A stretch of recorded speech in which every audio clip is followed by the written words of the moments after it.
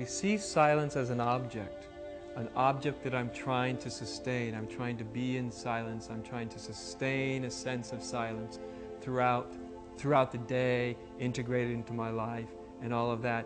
It means we're still seeing silence as an object, as something separate from us. Silence, like awareness or consciousness, is another word. It's a metaphor for what we are. When we realize that we are silence, I am silence itself, then the entire notion of trying to sustain silence becomes immaterial, because nobody tries to sustain what they are. And so it's just self-sustaining.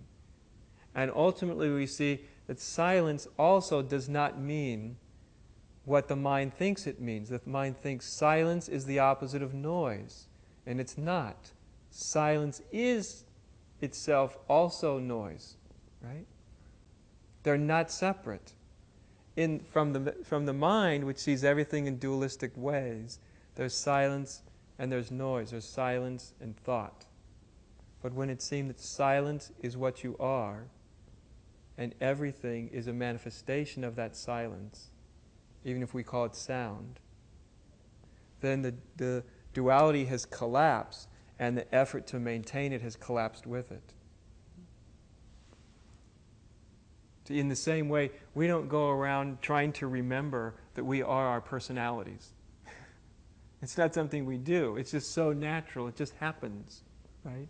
So our personalities aren't an object that we drag around with us and try to sustain. And so in the same way, when we realize that we are silence, then the whole dilemma of how do I be this and how do I maintain it starts to collapse. Words like silence, they're just pointers. They're like, as we say in Zen, they're the finger pointing to the moon. But we keep mistaking the finger for the moon.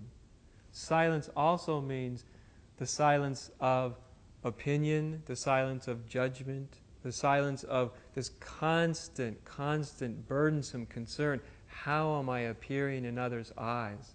Because, of course, that's the only way our false self can find itself and know itself in the reflection of others. And so it's always concerned with, how do I appear? What do you think about me? Do you like me?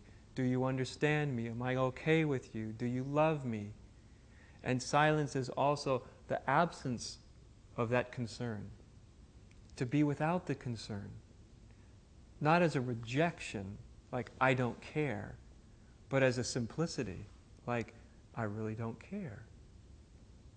See, and there's no rejection. So that also is silence. Silence of self.